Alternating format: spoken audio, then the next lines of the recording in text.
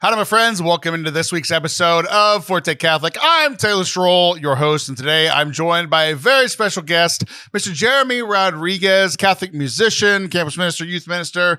You might know him from To Love and Rescue. I've gotten to work with him on a few different events, retreats and conferences over the last few years, and we were like, let's just finally do this and get on our recording devices and record this conversation for the show. I really like Jeremy, and I know that you're going to like him too, whether you've known him for years or this is your first introduction to him. He just released some new music over on Spotify or wherever you listen to music from his band To Love and Rescue. Check it out today and enjoy today's show.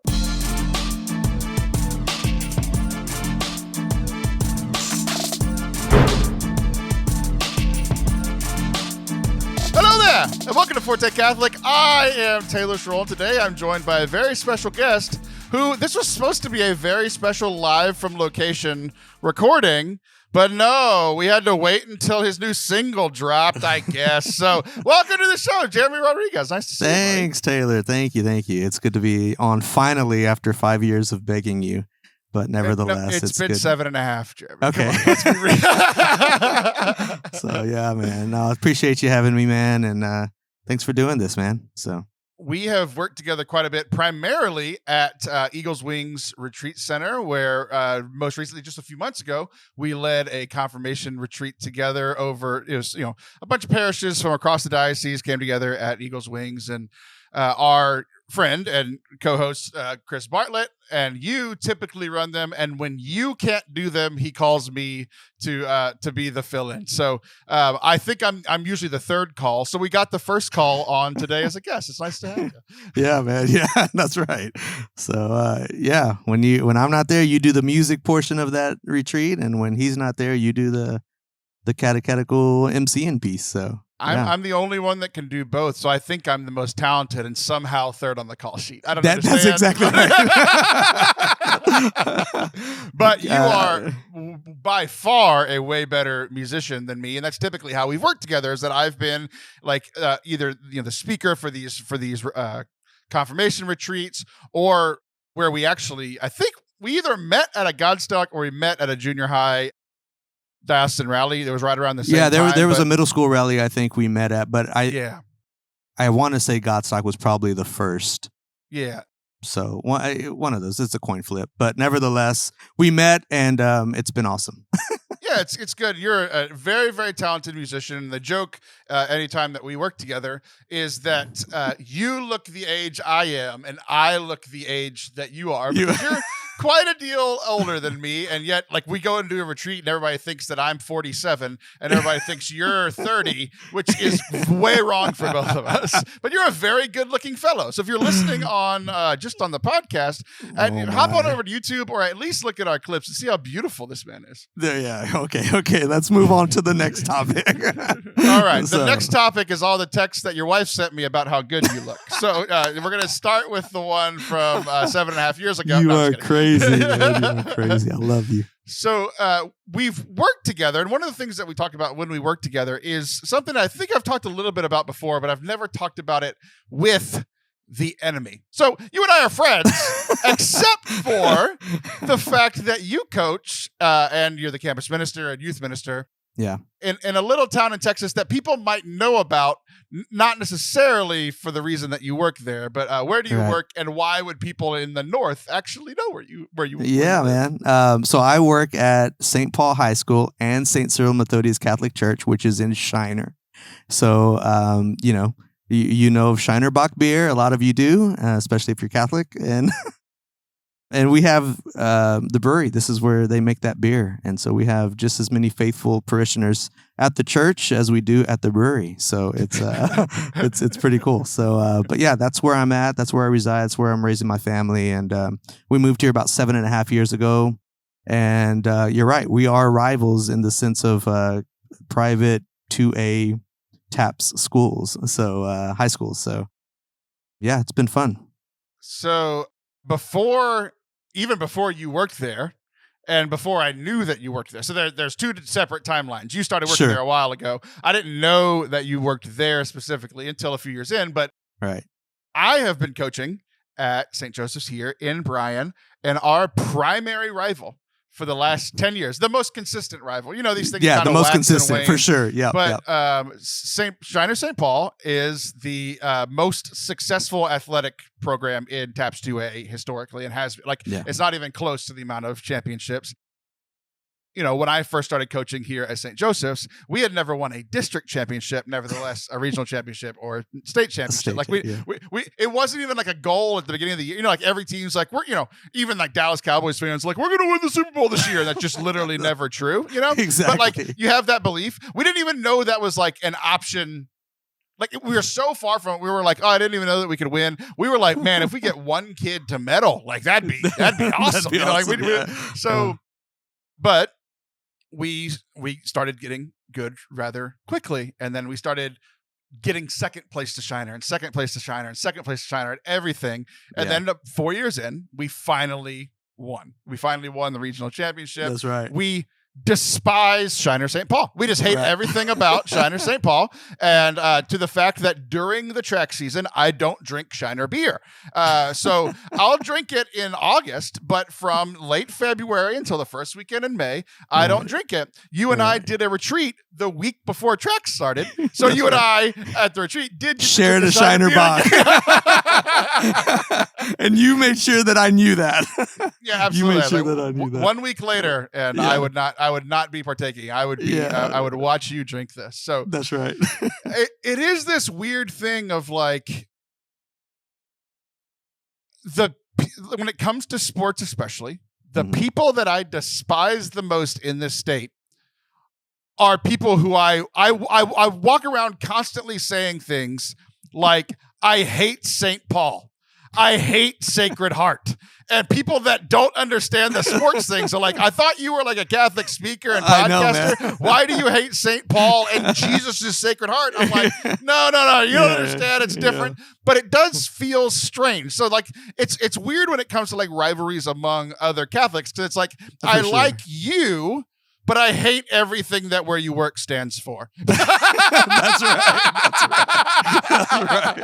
And, you know, and it's funny, man, because I didn't really, I mean, mainly track because you coach track. Mm-hmm. And so that's kind of where that competitiveness comes from. But man, and I think last year we won state baseball, and you guys came over to our for the second round or whatever it was. Mm-hmm. And you gave us a run for our money. Mm-hmm. And a guy that you coach and that you're close with, Peter, I think is his name. Yes. Pitched a heck of a game, and we won 1-0 or 2-1 or something like that. And it's we're like, okay, we got to watch out for these guys because they're sneaking on up the on us. Pirates, like he's the perfect pitcher, but the rest of the team sucks, so they couldn't score any runs. So. But that's all you need sometime in TAPS 2A, right? A good pitcher, man. But we were like, where did these guys come from? Oh shoot, you know what I mean? So. Yeah, and he ended up this past year. Not only did he win he won the TAPS Athlete of the Year. So he was the best athlete across TAPS. So we actually had the male and female athlete of the years, which is great. So he's a very good athlete. But it was this weird thing too, because like you're the baseball coach and you also have worked with football and stuff too, but you would go to track meets because last season your son also competed in track. He was a very good baseball player, and there was kind of this rivalry in baseball. And then they were also both very good long jumpers and triple jumpers. And it was the first time that genuinely the first time that we were like, wait a second, we kind of like this kid from Shiner and his dad. They seem to be pretty cool. So it was very confusing for us. Because and he joined the team like half year, so you didn't even really see anything on him. That's actually what made me mad. Because all track is about projections and how we can best place people. I'm like, who's this kid that came out of nowhere? You've got to be kidding me. It's the Rodriguez? No. Exactly, man. We were, and I was just so like, really, Zeke, like you're gonna go out there and do this. And his coach was Ryan Geiger, who you might have met. You know, just encourage him, but we need somebody. So he finally said, okay. And I said, all right, just don't get hurt for the state tournament. And it was like the same week of last year. Like that was weird. It's like that every year where we had to leave like and then state early track, and then state baseball. So I was like, oh crap, just please don't. get hurt. So I just found it strange. Like this year actually felt a little better. We're kind of joking, but kind of serious. But this year felt a little bit better because everybody together are the number one op, as the children would say, was a Baptist school in the North. So as Southern Catholics, we were like, Northern Baptists. It's easy for us all to all hate them together. That's perfectly fine. But usually it is like this weird thing of like the reading this past weekend as we're recording this was like, they'll know that you are Christians by how you love one another. And I think like in ministry, I'm actually pretty good at like building bridges to other people who don't believe or to other denominations. And that like, there's something that I care about. And yet when it comes to sports, I hate all these other Christian and Catholic schools. They're just the worst. So you have done similar things to me, and you're a better person than me. And have we mentioned that you're better looking? I don't know if we've mentioned that yet. So maybe. How do you handle the whole like you're a Catholic speaker and musician. You help with these retreats. But you're also campus minister and youth minister at a place. So how do you balance this? Like I'm about us. Meaning, in your case for Shiner, me for St. Joseph's, but also like, do you have as much hatred in your heart for your opposition as I do? I want to win. I hate losing. Yeah. I will say that. I will start with that. So I went to college to be a teacher and a coach. Like that's what my degree is in, mathematics and kinesiology. And I coached in Lockhart for a few years before I went into full-time, Soundwave or the band at that time and ministry and became a youth minister and met Chris through the diocese. So I'm a teacher and a coach by heart. Like that's what my field is in. And so when I started coaching over here a few years after I was hired as youth minister and music coordinator, that competitive drive, because I played sports all my life, started to come out again. And I'm not proud to say it, but last fall, was my first time back coaching football in a while. And I got suspended for 2 weeks because I grabbed a kid's face mask and yelled in his face. And, because he did something that was disrespectful to the coach and to the team. And so I got suspended for 2 weeks. Thankfully, I didn't get fired. But here's the campus minister being suspended for 2 weeks in my own town because I did this, and it's like, oh no, And so I was like, okay, things have changed a little bit since I coached last because it's been a few years, I coach baseball, but that's just not the nature of that sport, Football is it felt like it was the nature of the sport to be like, come here, let me tell you something, Right. And just get all hyped up. And so there's this competitiveness that drives me to win. And I've been coaching select baseball for the past 7 years and high school baseball for the past 5. And I was just announced the head coach this past year. And so, we know there's so many parallels to sports and the faith, right? I mean, we can agree on that, like of discipline, of perseverance, of all of those, not just characteristics, but virtues as well, And so, I want to win. I want to see our team destroy your team and leave it out all on the field. And I want to see tears in their eyes when they walk off the field. Like, that's how competitive I am. You know what I mean? And so I don't know if I found a good balance for that because, I think about the faith too. Like, there's nothing easy about the cross.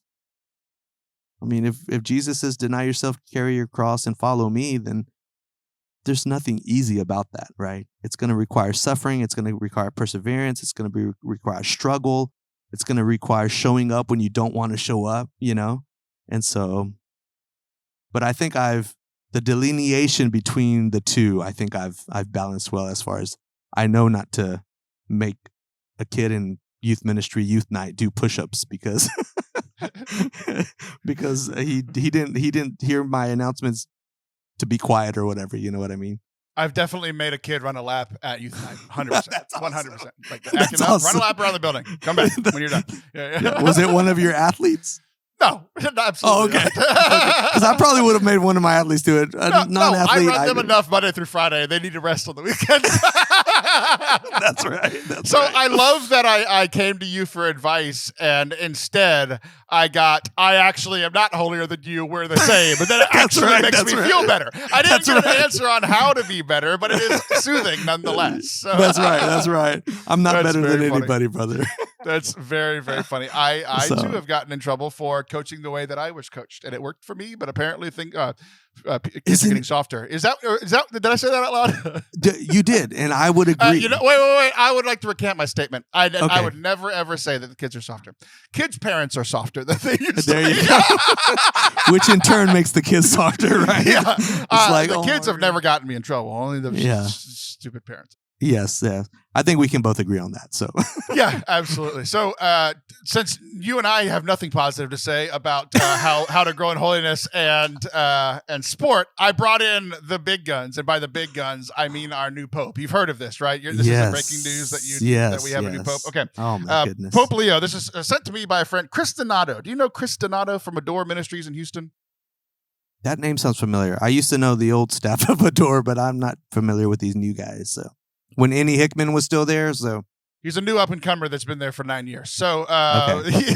Vaguely, that's why it sounds familiar. Yeah, exactly. That's why it sounds familiar. He sent me this, and he was like, "Hey, you should talk about this at some point." And this was a homily that Pope Leo gave on June 15th, and here we are a month later, and I found a perfect segue. So I didn't plan on talking about this, but this is what we're going to do. Very cool. So this is what Pope Leo said, and I'm going to do it in English because that's the language that I understand. He did not give this in English. So it says, some fathers of the church go as far as to speak of a Deus Ludens, a God who plays. Sport can thus help us to encounter the triune God because it challenges us to relate to others and with others, not only outwardly, but also and above all, interiorly. Otherwise, sport becomes nothing more than an empty competition of inflated egos. That last sentence is me. I absolutely, I don't think it's an empty contest, but I think the inflated egos are definitely inflated. Well, you know yourself, Taylor. So. Wow, that's powerful, man. And what a blessing to come from our Holy Father on that message, because I think our world is our world is about competition in sports, man, isn't it? Like that's I for think the most part. It all lines up for sure. He continues here.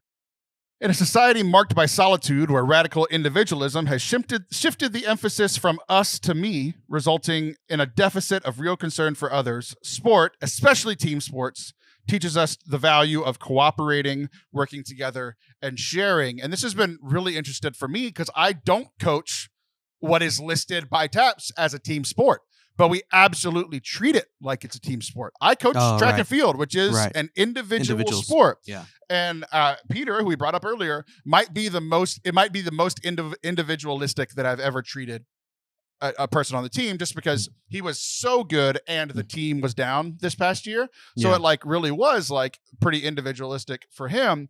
Sure. But especially with our on the girls' side recently and the boys' side historically, it's like, look, we don't have any Peters. What we have is an incredible team of very, very good people. And together, if we all sacrifice what we actually might want to do, what we actually might is easier. I don't want to run the 400 because I feel like dying, but I'd rather run the 100. I'm like, well, you're better at the 400. It's better than the team. We can score more points. Yeah. It has created, I've been coaching for 10 years. I have seen lasting impact in these kids that I coach. There are kids now that I coach that are getting married and having kids, and I can see the lasting impact of taking something that is individualistic and making it a team thing.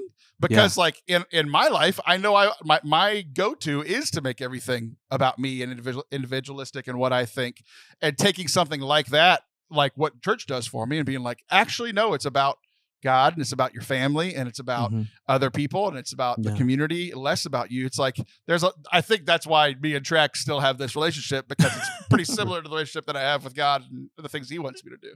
Sure. Yeah, I think finding everything about sports for me is, how can I inspire my athletes, and then in turn, we're here because of them, right? Like, we would not have a job, quote unquote job, or be able to coach if it wasn't for them. So without them, there's no us. There's no Taylor. There's no Jeremy.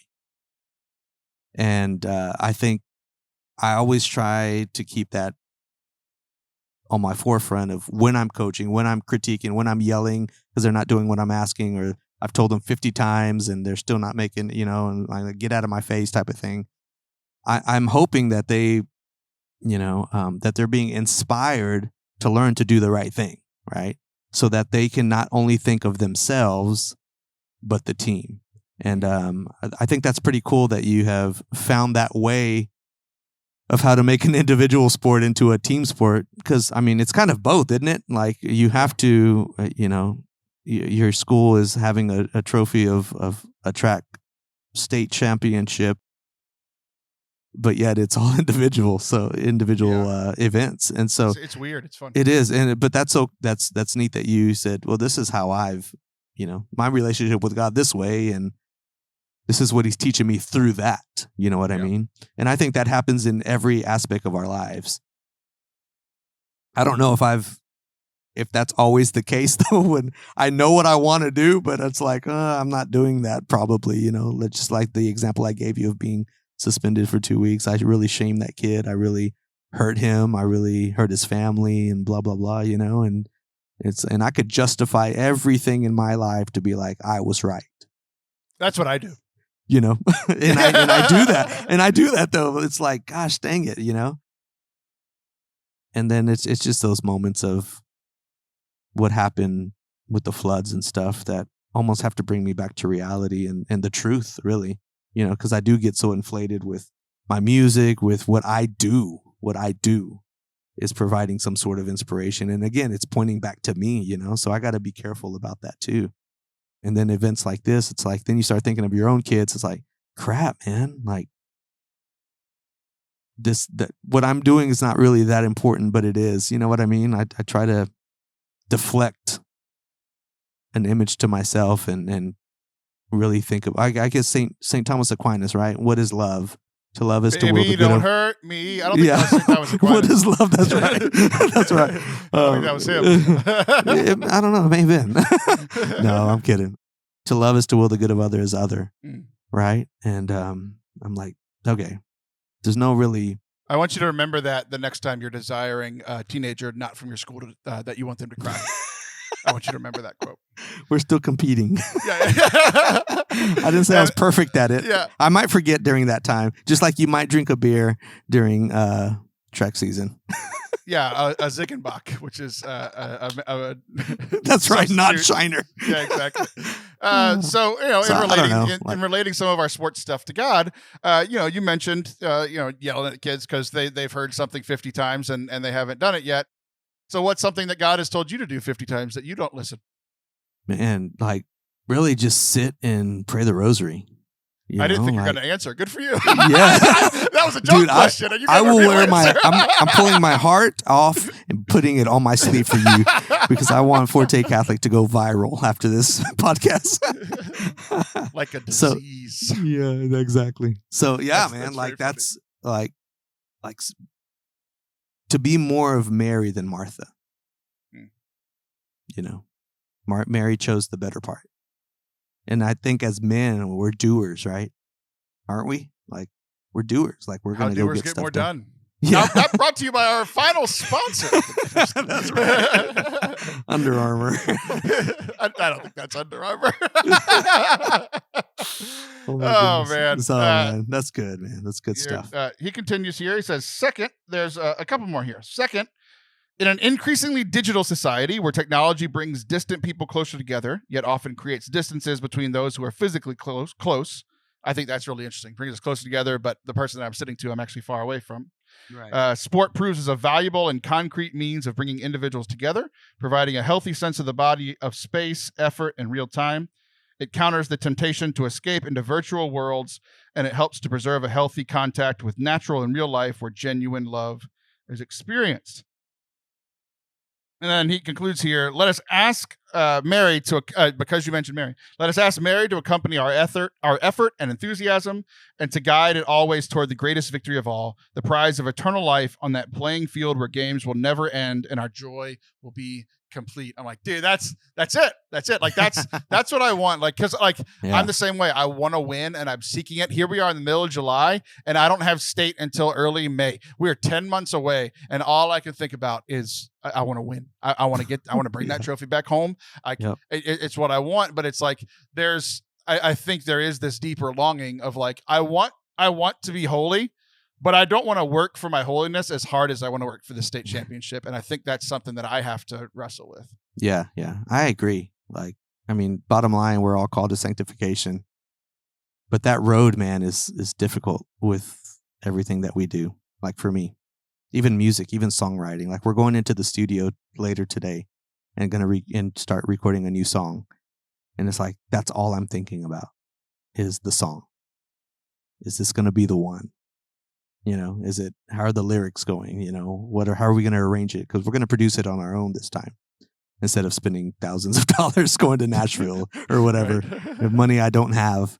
You have a new single out that I listened to today, and it is called Sunshiny Day, which is the opposite of what you were talking about. That's right.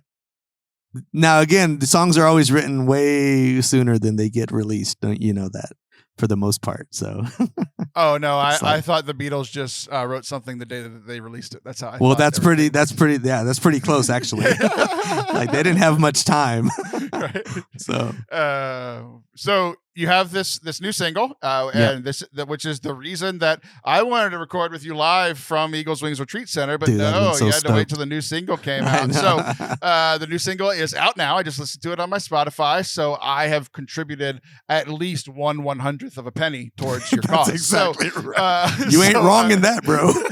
So before we get to the song specifically, you're one of the slashers in the church. You know, you've done campus ministry and youth ministry, and those are skills that you've built over time. But I think the skill that comes the most naturally to you, the thing that you do the most, is this music. So I met you as Jeremy. You've been a part of a couple of bands. Why don't you tell me about the one, the new band, the ones you're releasing music with now? Yeah. So it's called To Love and Rescue, like in action, spelt all together, which probably is confusing to most people. But I started this band in 2017. I had left my former band in 2016, took a year off, and then was doing a DCYC in Brownsville, Texas, and was a speaker musician, and went out to eat with the director and just talking about music, life, all those things. And I was like, man, I really want to start a new band. What do you think about Love and the Rescue? And she goes, yeah, I like that. And then she just kind of paused and she goes, what about To Love and Rescue? Like an action, like make it about a journey of people coming, listening to your music. I was like, oh, I like that even better. So what's the first thing you do when you're trying to brand something? You go online. Pick a weird Italian name and put it in front of the word Catholic. You go onto the internet and you see if it's taken. And you're like, toLoveandRescue.com? It's not taken. Right. Yeah. We're a .com, Right. So legit, And I really liked it. It's always about community for me. And so, yes, I want people to buy. I want millions to hear our music and all of that. And hopefully they journey along with us, because we believe in singing songs of hope, hope in the light of in those dark places that we encounter, So trying to be that light. That's what music did for me and has done for me and continues to do for me, is that when I'm feeling down, when I'm feeling all those things, I know what to put on to help me lift. Music alone can change the atmosphere of the room. I'm quoting Bono now from U2. But just music alone can change the atmosphere. Not of the Thomas room. Aquinas. Not Thomas Aquinas. This one's Bono. I'm totally sure. Yeah. I don't know my saint quotes, but I know my 90s my rock star quotes. Yeah. That's really funny. That's awesome. He was just speaking of our new pope. He's always on the betting app. Says 1 to 1,000,000 every time we get a new pope. Bono technically could be elected pope. It's always 1 to 1,000,000. So he was on my mind recently as well. So who knows? Maybe Bono would have been quoting Thomas Aquinas if they would have picked him. But no, they had to pick the guy from America. So. That's right. What's wrong with them Irish? Yeah. That's a whole nother podcast. Yeah, exactly. As we drink Guinness. Yeah, that's what I drink from late February until early May. So I love the way that you lead worship. So that's I've seen you do both, right? So like when we do Godstock, it's more of like a Catholic Woodstock. That's why it's called Godstock, right? Where it's like it is a little bit more where like I've heard you describe your band as kind of similar to something you and I both grew up with, like Switchfoot, right? It's not worship music. It's not something that you would sing in church unless you're one of those weird churches. Yeah. But it's like positive, encouraging K-Love kind of stuff where it's like it has all these good, like the song the new song. It's not about God. I hope it's about your wife. It totally is about my wife. It's not about an early girlfriend or about God on that one. So, and I hate that slogan, positive for the whole family. Like I hate that. Like what's really positive, or I know you're trying to keep people safe, and I get that. I want to keep my kids safe, but it's like, is there anywhere really that's safe? You know what I mean? It's just, I just want to create something that inspires people. Like if you go through the catalog of even my early Soundwave stuff to Love and Rescue, there's always some sort of brokenness there, right? That's what inspires me is brokenness and, sitting in the dark, aiming for the light type of thing. And so these last two singles that we released, which was Another Sunrise and Sunshiny Day, came out of a place where my wife and I were thriving, as a married couple. And so that inspired me because we've had a lot of hell, in our marriage. A lot of downs, man. With our kids and then just with each other, almost on the brink of divorce, because the world tries to attack the marriage, right? In different ways. And so we've been thriving these past few years, and I was just inspired to write these love songs about her. Another Sunrise was probably a bit more of encouraging people to really, hey, every day's a gift, every day's a blessing. You know what I mean? Right. Every day's another chance to go and beat St. Joe. And Sunshiny Day for sure is a love song to my wife, of thinking about our early relationship and how we were friends first, and I was like, man, I really love this girl, I really like her, and want to get to know her, things like that in college. So yeah, man, I think we love that we have the freedom to be able to write a song like Awake My Soul, I Love You, that I wrote with Matt Maher in Nashville at his place. That's on Volume 1. To a song like Grace in Color and Mirrors in the Sky, which are songs of social justice that I got to meet John M. Perkins, who inspired Switchfoot's song called The Sound. So he did a thing with Switchfoot. He did a thing with us to Love and Rescue. And then to Sunshiny Day, that's a love song about my wife, And so we have the freedom to be able to create art, in my opinion, that doesn't really hold us back to a label or a certain standard. I think we need less Christians. We need less Christian bands. We need less Christians. No, we don't need less Christians. If you can edit that part, we need less Christian bands and more Christians. We need less Christians in northern Dallas. That's right. That's right. Bring some of those south, bro. Yeah, exactly. But less Christian bands and more Christians in bands. You know what I mean? Oh man, like that's like, go out in the world and be a part of that, and be inspirational. It's funny. I was listening to the new song today as driving home, getting ready to have this conversation with you, and it's funny because you and I have talked a bunch in person, and you're telling me a lot of your influences were like bands that I really liked growing up, and that were like these Christians in bands that weren't necessarily Christian bands, and it's funny because I was listening to the new song today, and I was like, man, this doesn't sound like Switchfoot. It doesn't, like, it's not Cutlass. Like, who does this sound like? And I couldn't figure it out. And I'm usually pretty good, I have a music degree. Like, I'm usually pretty good at being like, this sounds like is making this connection for me. And I could not figure it out. And then 2 songs later, Awake My Soul came on just on the Spotify. And I was like, oh, it sounds like you. That's awesome. No one's ever said that. It was so funny. I couldn't figure it out. I was like, who does this sound like? And I was like, oh, it sounds like Jeremy, because that's one song that is more like of a worship song, right? Like that's to God, and like not to your wife. You're not singing those with the high school kids at the retreat during adoration. Yeah. But you did sing this song the last time we worked together. I'm like, I don't know. I'm sure I have. I can't remember if I had ever heard that one recorded. I've just heard you do it in person so much that I'm like, this sounds like something I've heard before. And it was you. That was so funny to me. I'm like, I always try to find the complicated answer. The most easy answer. Who does this sound like? It sounds like the person singing. You idiot. It was very a person funny. Who's thinking about track season in July. Exactly. That's right. That's so funny, man. Well, we were listening to the new, we recorded this last June. So we released another Sunrise last November, and then just recently Sunshiny Day. But we were listening to the new Liam Gallagher album at that time, his latest one from Oasis, and the Rolling Stones Hackney Diamonds. We were listening to their new one, which is a couple of years old already, but our producer, Scotty Mills, plays as a lead guitarist for a band called Colony House, and who's phenomenal. And he plays electric guitar for Need to Breathe sometimes.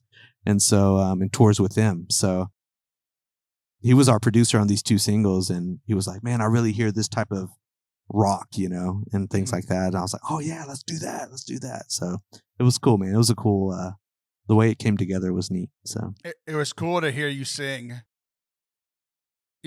recorded, and because most of the time I hear you sing at 11 o'clock at night after you sang for 4 hours. This sounded great. That's good. That's good. I don't think there was auto tune. Yeah. You sounded just exactly like T-Pain. That's who you sounded like. That's who I was right. thinking of. It was T-Pain. T-Pain worship song. So I may rap on my next one. We'll see. Yeah, dude.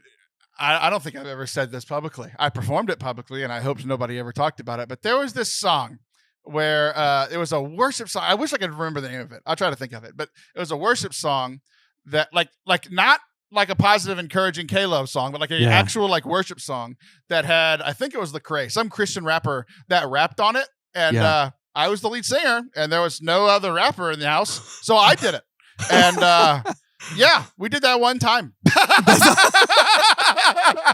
It went that bad, huh? Yeah, it was pretty bad. It was pretty bad. The all white congregation was not prepared for that. Oh my goodness, Taylor, that's crazy, dude. Yeah, you live in Catholic worship land for long enough, you end up doing some pretty weird things. I've got another weird story. I want you to share a weird Catholic worship leader story. So think of one of the weirdest in your time. One of the weirder ones. This was before, I think I told this story like legitimately on the first episode of this show. So the two people that are still listening. Thanks your mom and Chris. Yeah, exactly. This is going to be a repeat for you two. So this was before I knew anything about liturgy rules and everything. I was at a so-called Catholic university, and it was Christ the King. It was the celebration of Christ the King. Yeah. So the priest came to me, and this was at the time, I was young and naive, where if the priest told you to do something, it was like a mortal sin if you said no, that sort of thing, right? And so he said, well, it's Christ the King, so I'm going to sing I Just Can't Wait to Be King during my homily as Simba, and I need somebody to do the Zazu part. And I said, okay, because that's what you do for priests. And he starts his homily. I'm going to be a mighty king, so enemies beware. And me from the choir loft, I've never seen a king of beasts with quite so little hair. So I did that. I did that as a worship leader for our Catholic Mass. And probably wasn't valid after all of that. But, we did it. Right. And Christ be praised. Christ is Lord. Right. Christ is King. So what's your weirdest thing that you've been asked to do, whether you did it or not? Oh, my goodness. My weirdest thing. Jeez, oh, Pizzo. You're the kind of person I feel like you've done a lot of weird things, but it wasn't weird to you. That's exactly right. Yeah. crowd surfing, right? I just haven't done it in a liturgical atmosphere yet. So, I'm very proud of you. yeah, I know. I would have been excommunicated for sure. Yeah, absolutely. They just crowd surf you out the door, and that's the last time you're ever allowed in a Catholic church.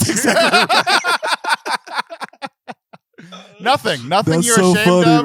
man. Nothing. You've done everything right, huh? No, man. I have a tendency to forget my own lyrics. Oh, and no it's way. so embarrassing, bro. Like I forget my own words, the songs that I write, the songs that I have to sing all the time. I don't think there's a show that I've done that I don't forget at least one song, and I'm like, crap, what's that second? So I'm just mouthing words off and making up lyrics as I go and faking it as best as I can. And then I see the audience who may know some of these songs, and it's like, well, they're not. I'm trying to read their lips to see what if I a can fraud! get. He didn't actually write this. He's That's a exactly. fake. I'm trying to see if I can read their lips to get back on track. Oh my You gosh. know, it's like so embarrassing. I'm like, oh my goodness, and it's become this thing where it's like, oh, people make fun of me. Like, I want you to know, I remembered all of my Zazu lyrics, every single one of them. I was perfect. How many did you write? None of them. It was written by Disney. I just did what Disney wrote. That's so Not funny. yet.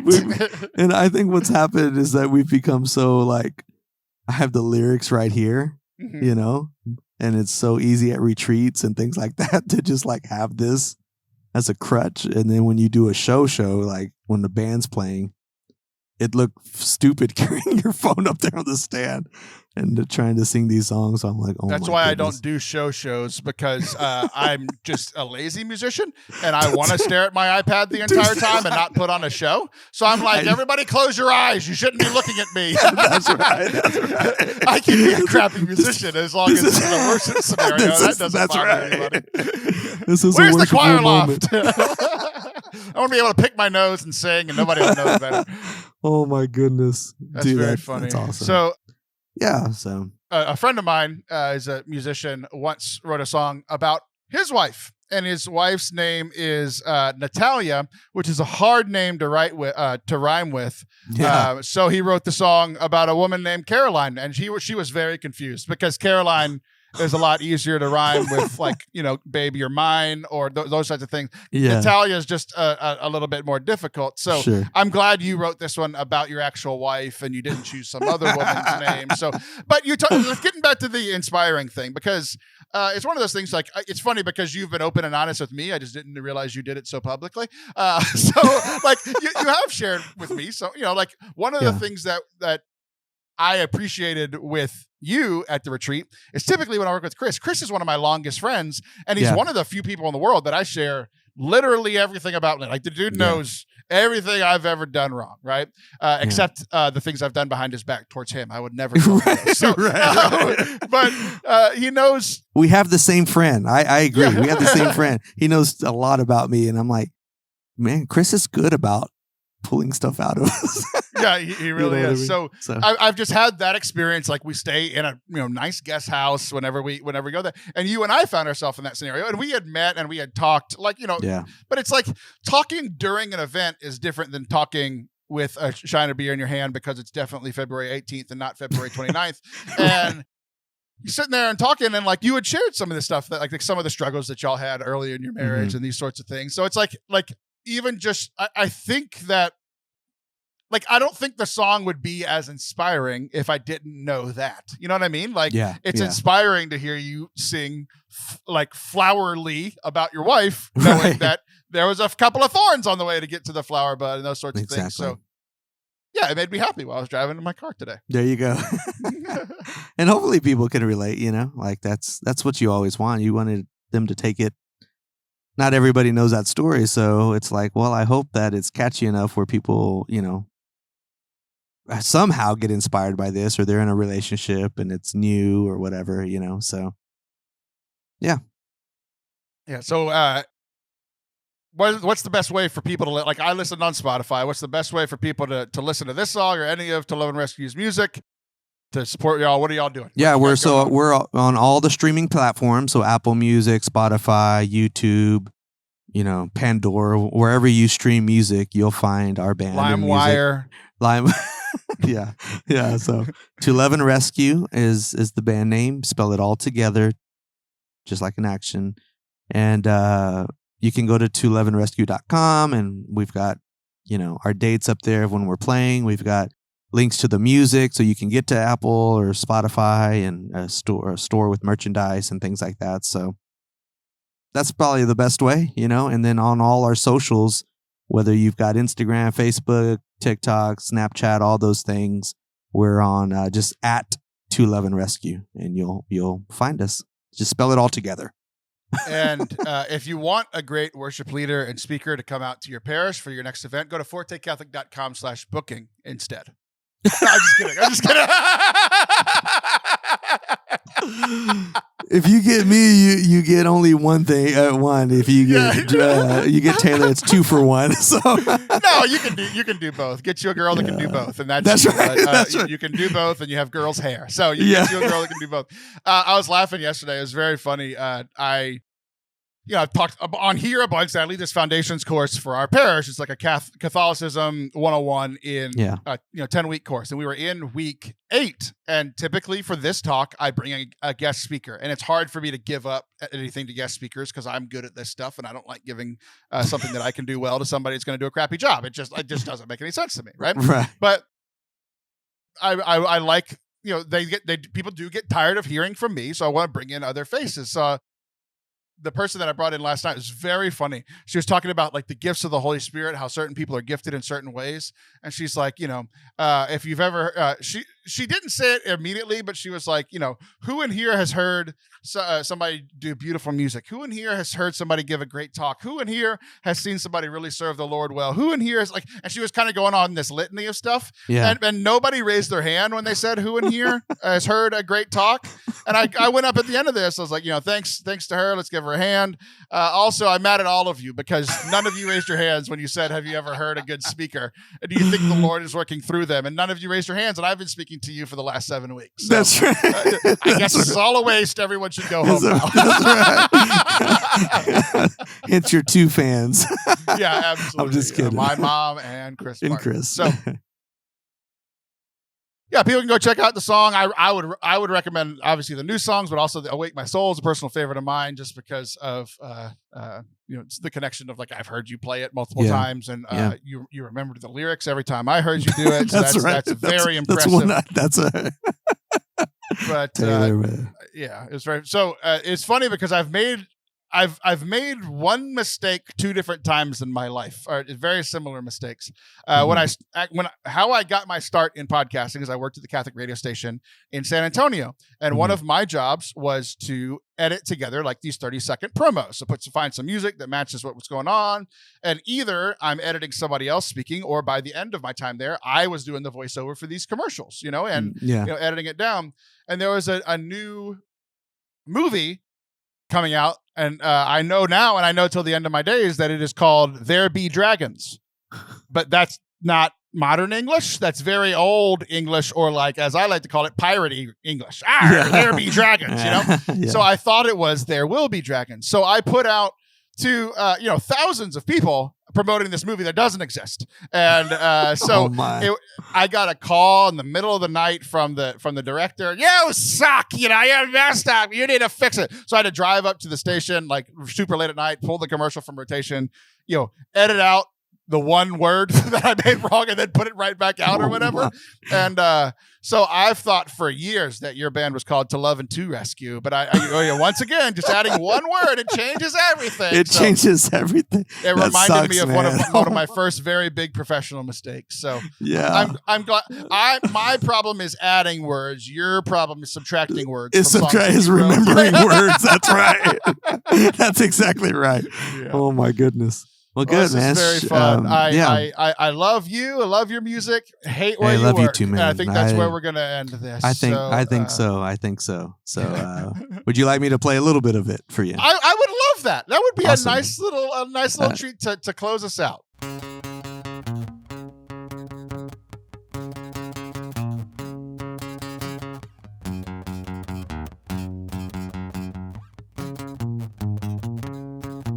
Do you mind if I stay the night with you? There's something on my mind I've got to tell you soon. Yeah, it's crazy to think we've been friends for so long. I'm head over heels for you. As I knock at your door, I'll keep holding on.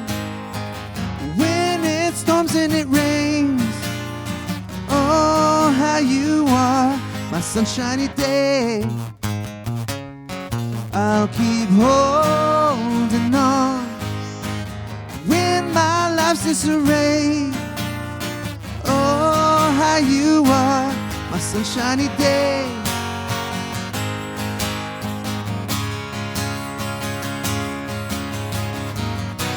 These days off you,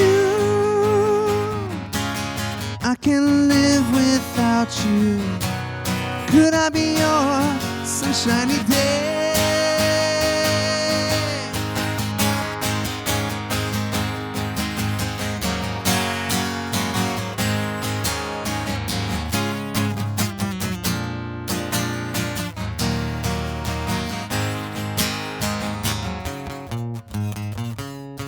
I'll keep holding on. When it storms and it rains, oh, how you are my sunshiny day. I'll keep holding on. When my life's disarray, oh, how you are my sunshiny day. Yeah. There's that Beatles chord. Yeah. That's awesome, man. Well, Thanks, man. That's Jeremy Rodriguez, my friend and enemy for only about 2.5 months of the year. That's right. Go find To Love and Rescue wherever you listen to music. I'll be back in a month. He'll be back eventually. We will get that live show at some point. For sure, love for you. sure. Love everybody Love you listening. too, I'll man. see you next time. Bye.